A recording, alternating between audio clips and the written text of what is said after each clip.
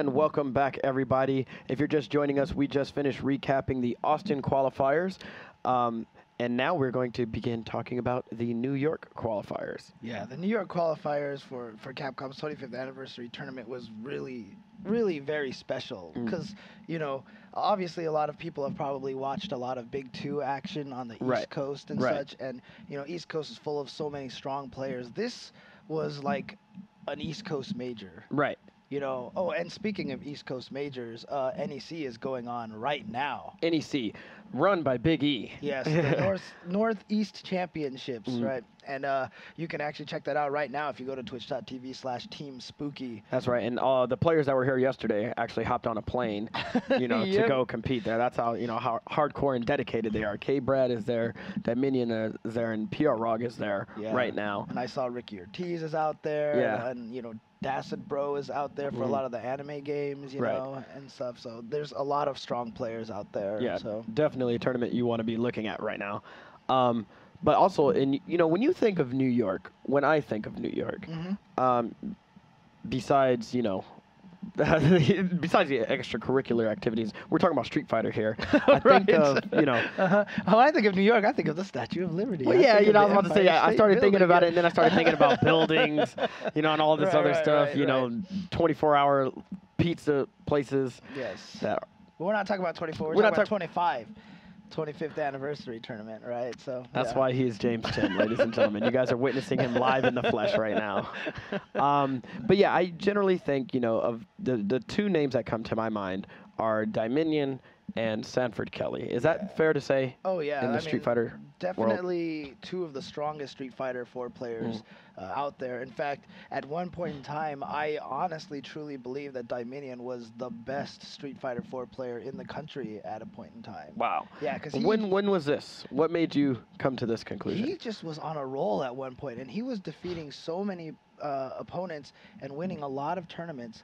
And, you know, even the tournaments that he didn't win, the reason why I just felt like he was such a strong player was because he's doing this with Guile. Yeah. And Guile is, there are no good Guiles in the world, you know? You know, there was in Vanilla. Yes. There was in Super. Yes. And then, whoop, yeah, because they continually nerfed him in little bits since Super. Very similar to Honda. No, not at all. Not at all. Honda's been amazing like the whole time. He's actually still a good character. Honda's in this been bad for 25 years.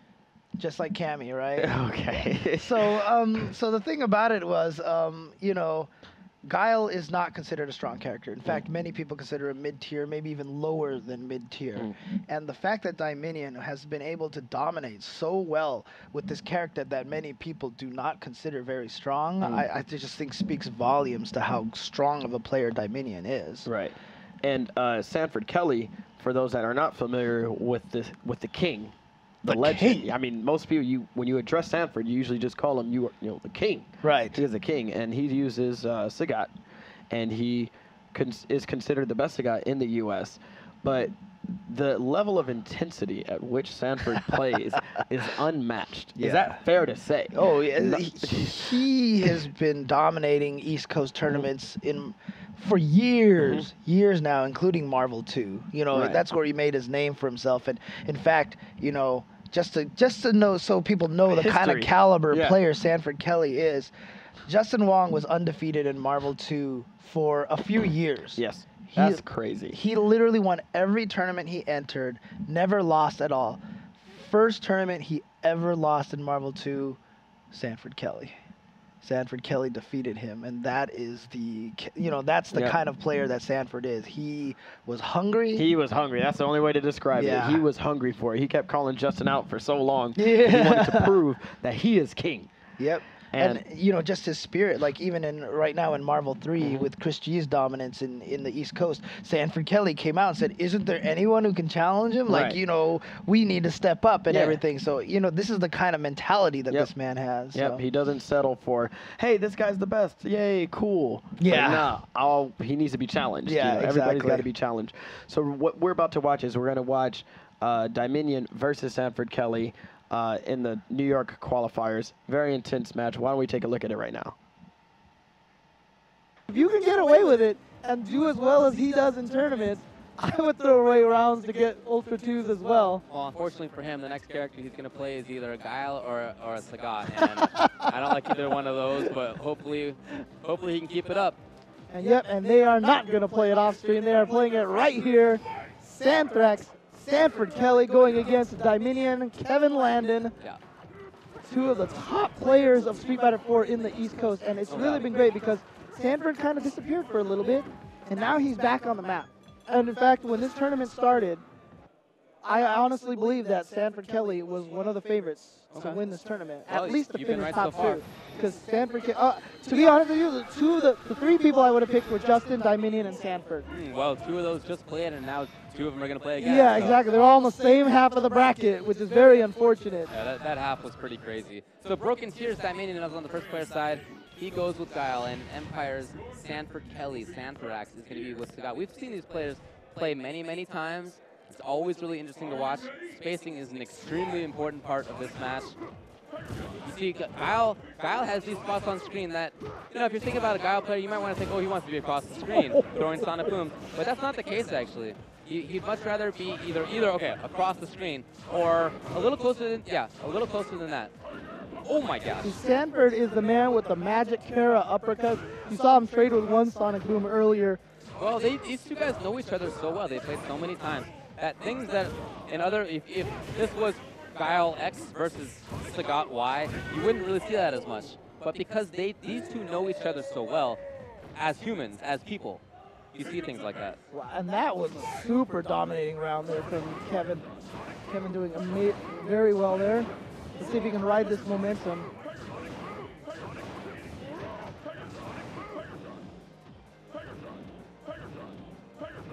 All right, yep, just getting around it. There's that range Guile loves to be at, and you see him walking towards. Yeah, that means he doesn't have charge. Wow, neutral he's so good at that spot. Anti-air. Ooh, wow, here we go. Great stuff. Ooh, okay. Hits. Now he's got him in the corner. Great block from Kevin. And he didn't want to take a risk after that with more. Oh, nicely done. He delayed the pressing of that button. But unfortunately, Dominion has gotten out of the corner. He's got all this room to throw out these Sonic Booms. Has Ultra 2 in the wings, too. So throwing Tiger Shots, you see right now, Sagat does not want to do that. Or jump. He could just jump and land on a Sonic Hurricane. Right. I love that Dominion has not jumped toward one time in this game so far. Oh, seriously. I mean, that's so strong. We talk about those kind of things all the time. Like, why would you do that? You're winning kind of situation. You rarely see Dominion purposely give that up. I mean, he will occasionally go to the sudden EX flash kick that you just don't expect, but for the most part, it's not really what he does. Yeah, and it's a calculated risk, and it's a read. Yeah, you know what I mean? Sure. Uh-oh, here we go. Sanford's getting in the corner. Oh, and he used it all up. And so smart. See, there it goes again. With Dominion, just like you said, they know each other. Yeah, well, Dominion showed. I'm actually surprised he went for the back punch because Dominion already showed he was willing to take the throw rather than risk the Tiger uppercut. And Sanford, very frustrated, very annoyed. I mean, this style of play that's the first forward jump that we've seen from Dominion there. And Sanford was not ready for it, unable to punish it. Right. But yeah, I mean, Dominion, that's the way he plays. He is intending to frustrate you with his iron defense. Oh, yeah. Great jump toward right there. Just right over the EX Sonic Boom, or Tiger Shot.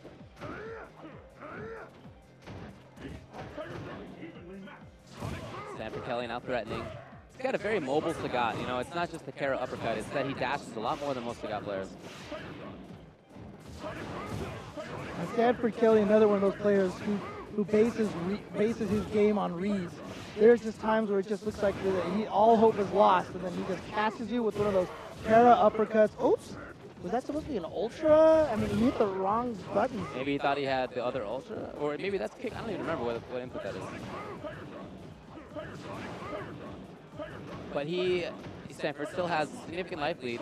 Although plenty of time, 34 seconds is definitely enough for Guile to make us come back. Oh, but we're not going to see it. Yep. Dominion got a little overzealous with those forward dashes. And that jump forward by Santos, like I was saying, he's pretty mobile Sagat, and he can get these reads on when to jump. And that's, like, it's just a smart play there. I mean, that's what you got to do. You got to get Dominion down in the life so that he has to come to you. But unfortunately, this is not happening this round. Dominion is just going crazy. Nice block there by Sanford Kelly. And now Dominion has this kind of corner situation. Ooh, maybe not for long. He backs all the way off, and now Sanford. Oh, yes! And oh, no flash kick. Didn't want to cancel it. Didn't want to take that risk. Could have also he didn't charge up fast enough or something. Right. It just didn't come out. And now he's got to be worried about this. Oh, did he get him in time? Yes, he did. Sanford Kelly, those are those reads I'm talking about. And he goes for the zoning. I thought for sure he would go up there and play some offense, but no, he wanted to maintain that separation. He's got half a round, so there's no hurries. He doesn't need to get in there. And Guile can't just do Sonic Boom Sonic. Oh, he did a quick stand. I like it. That quick stand might have killed him. There it is. Now it's match point for Dominion.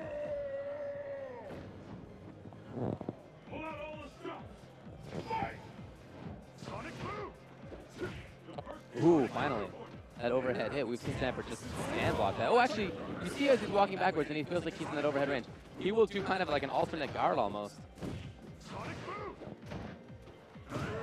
Nice anti-air. Yeah, put down on the ground. Just keeping him out. And now, see, after that first game where you said he never jumped forward, now he can read the rhythm of the Tiger shots, and he has jumped over like 3 of them in a row. And Dominion is going to take it. Very smart play. And I looked over there as soon as Dominion won. You saw Sanford there. Yeah. All he did was just close his eyes and dip his head. Yeah. And kind of, you could see him kind of breathe and nod like, okay, I got outplayed. And he turned and shook Kevin's hand there. But you can tell he's very disappointed. But you know what? He's still in loser's bracket. And speaking of loser's bracket, update to loser's bracket. Justin Wong played Empire hero, Jerron Grayson.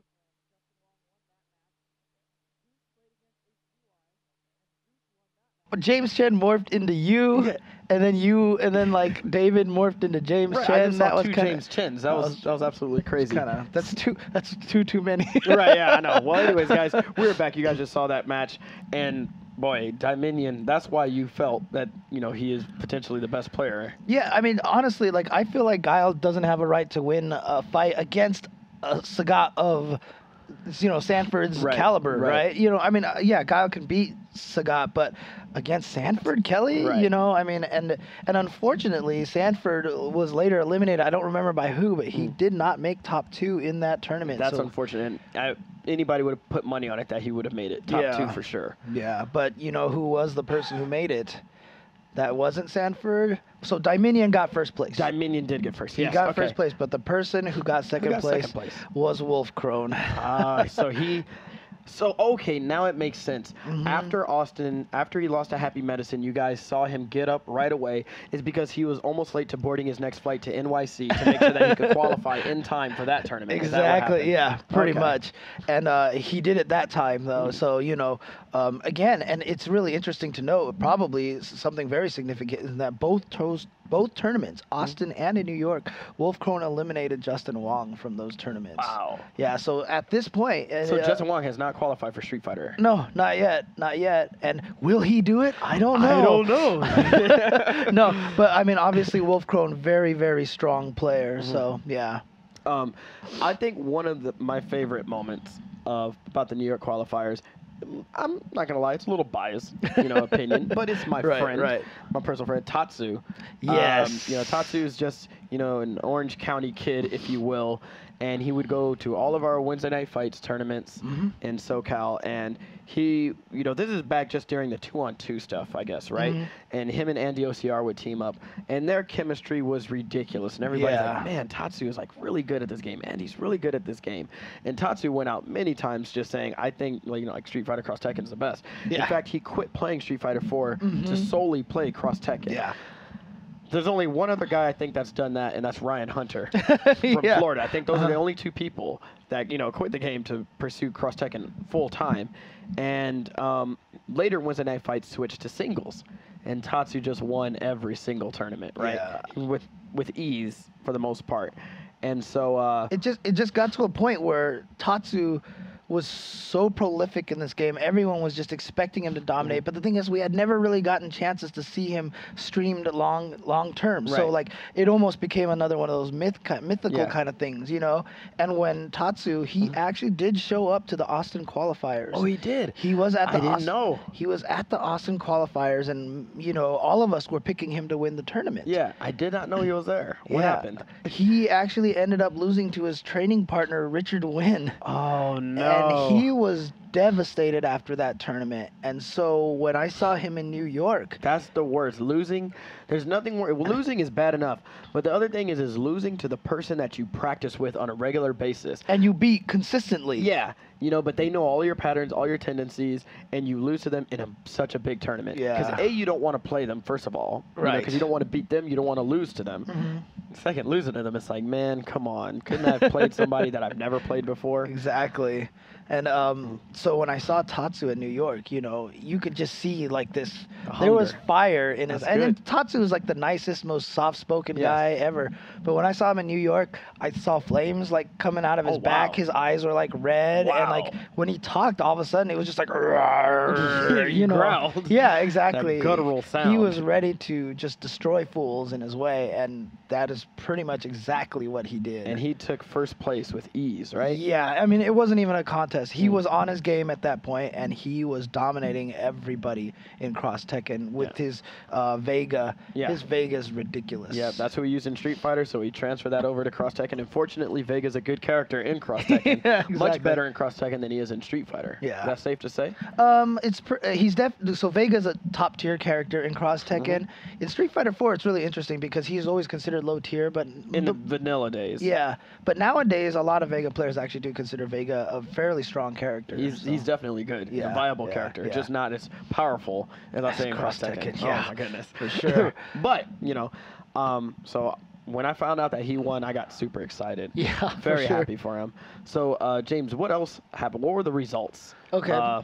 Give us the rundown, James Chen. Well, in Street Fighter 4, like we mentioned, Dominion won first place there. Wolfcrone got second place. Okay. So, if it wasn't going to be Sanford, it was going to be those two guys, right? Or Justin Wong, of course. Right. But Justin Wong kept running into Wolfcrone, and Wolfcrone took him out for 2 tournaments in a row. That's crazy. So, and then in Cross Tekken, like we said, Tatsu got first place, and he did so by defeating a surprise player, Knuckle Dew from Florida, right? Yeah. Yeah, Guile. Yeah. Well, I know he's Guile in Street Fighter.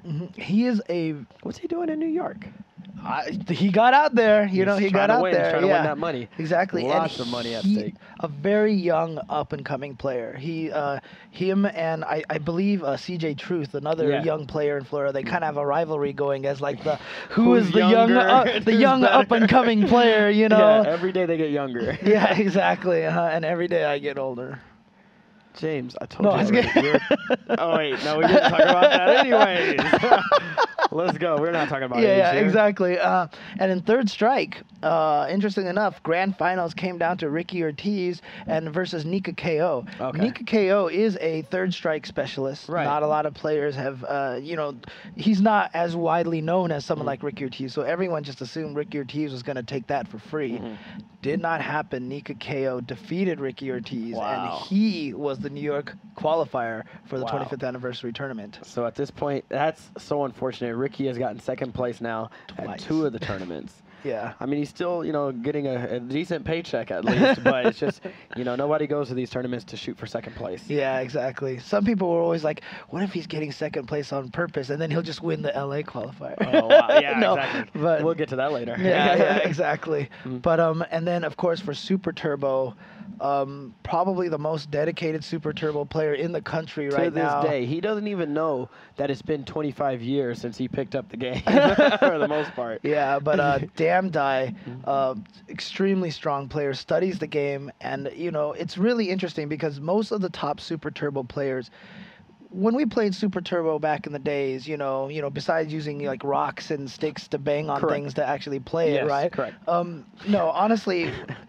the fighting games back then were not about frames. They were not about option selects. They had none of these like crazy concepts. Still and not stuff. about that to me, the way I play the game. I still You've play. been learning option selects now. I've been learning safe jumps. Safe- One step at a time. oh, One okay. step at a time. I'll Fair get to enough. option selects later. Okay, fair enough. And when then they teach me. I don't know. But it was always a feel kind of game. It was always like this just felt like the right thing to do. This is an emotion game, and you just played the game so much that every situation was so familiar. That's how I play now. I'm just sorry. It makes sense. Okay, go That's ahead. because you're old school, man. You're old school. You Okay. are old school. People think that you're an 09er, but you were there before 09. You were like started around 08. So, anyways, Damn So mad Die. right now. Okay, go ahead. Damn No, go Die ahead. is the player right now who's taken all of these modern concepts such as option selects and all these things and really kind of infused them into Super Turbo and is I mean there's obviously a lot of techniques that have been developed in Japan for the past Right. few years and he's been taking a lot of those techniques and he's also doing extra things like the best example is with Ryu. He never throws a fireball by itself. He What do always you mean? most players are just going to throw a fireball, but he always carrot cancels a crouch roundhouse into a fireball. Really? Every single time because crouch roundhouse comes out so fast that the frame that you can carrot cancel can hit. So in other words, he'll walk up to you and just do carrot cancel a roundhouse fireball. If you're in range, he kicks you. And if not, the fireball comes The out. fireball comes out. And You didn't know this game was advanced. Neither did I. nobody does this stuff, and Damn Die is the player who does this kind of thing. And he is easily one of the strongest players in Super Turbo in our country right now. I'm going to put something into perspective for the people watching. Is, we're talking about Damn Die right now, and we recently talked about Afro Legends from Austin qualifier. You know where I'm going with this. So, arguably, these are considered the best two Super Turbo players in America right now. Whereas they consider the best players to be from Japan. Right. Right? So, at this past EVO, Afro Legends and Damn Die did play a 1st to 10 to try to settle who is the best Yes. Super Turbo player in the country. All of the West Coast said Afro Legends, all of the East Coast said Damn Die. Of course. And what ended up happening? Afro Legends. 10 to 4. Yeah, 10 to 4. 10 to 4. So, but yeah, so that emotion stuff, Yeah. is still there, and it works really well. I mean, sooner or later it'll work for you as well. But it worked really well for Afro Legends at that particular moment. So Afro Legends. So it'll be really interesting if they run into each other at the tournament and see if they can have a run back in that situation. All right. Yes, you're right. So I think now is a great time to take a break. And when we come back, we will continue with the Taiwan qualifier. So stick around, everybody.